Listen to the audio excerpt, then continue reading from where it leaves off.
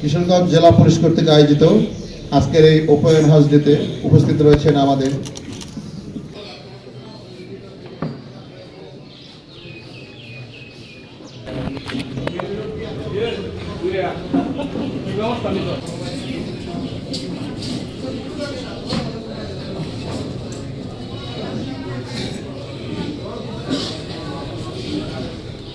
উপস্থিত রয়েছে অন্যান্য আমন্ত্রিত অতিথিবৃন্দ। সবাইকে আসসালামু আলাইকুম।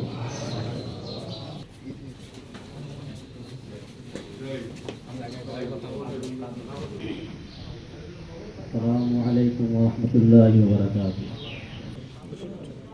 يا أيها الذين آمنوا استعينوا ولا تقولوا لمن يقتل في سبيل الله. জেলা ইউরো জনাব রায়হানুল ইসলাম উপস্থিত আছেন। মেজর মোহাম্মদ শাহেদ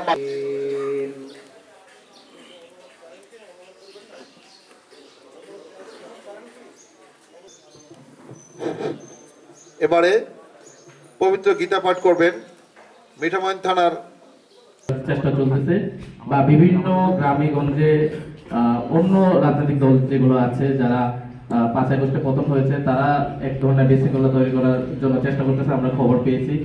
আশা করি প্রশাসন সেই বিষয়গুলো গুরুত্ব সহকারে দেখবে। বিশেষ করে এখানে মেহনতি মানুষের সন্তান যারা 80% লোকই আমার দেশে আছে কামলা মজুর। কর্মচারীবৃন্দ এবং উপস্থিত অতিথিবৃন্দ, আসসালামু আলাইকুম। এখানে অনেকেই মূল্যবান বক্তব্য আমরা মহোদয়দেরকে অবগত করে আলোচনা সভার সম্মানিত কর্মকর্তাবৃন্দ, উপস্থিত বিভিন্ন রাজনৈতিক নেতৃত্ব, আমার পুলিশ আমার দেশ বৈষম্যহীন বাংলাদেশ কিশোরগঞ্জ জেলা পুলিশ কর্তৃক আয়োজিত আজকের এই মুক্ত আলোচনার প্রধান অতিথি মানবিক পুলিশ সুপার জনাব এস.এম. ফরহাদ, কর্মকর্তাবৃন্দ,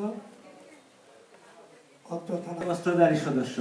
এবারে আমরা প্রথমবারের মতো প্রিজাইডিং অফিসারের নিরাপত্তার জন্য একজন অস্ত্রধারী সদস্যকে দিই এবং উপস্থিত সম্মানিত বিভিন্ন রাজনৈতিক দলের স্টেক হোল্ডারগণ, সাধারণ জনগণ, জনাব আবুল খায়ের নুরুল্লাহ, সেক্রেটারি জামাত ইসলামী কৃষ্ণ উপজেলা শাখা, জনাব আবুল খায়ের মোহাম্মদ নুরুল্লাহ, সেক্রেটারি জামাত। আমি দুটো বিষয়ে কথা বলবো। আমাদের বিষয় আসলে দুইটা সামনে, একটা হলো গণভোট আর একটা ত্রয়োদশ জাতীয় সংসদ নির্বাচন। তো আমি প্রথমে গণভোট নিয়ে একটু বলতে চাই যে গণভোট নিয়ে আমাদের কিন্তু সরকারি তরফ থেকে প্রচারণা করার একটু কথা বলার ইচ্ছা অনেকদিন থেকেই ছিল। এই সুযোগটাকে আমরা কাজে লাগিয়েছি।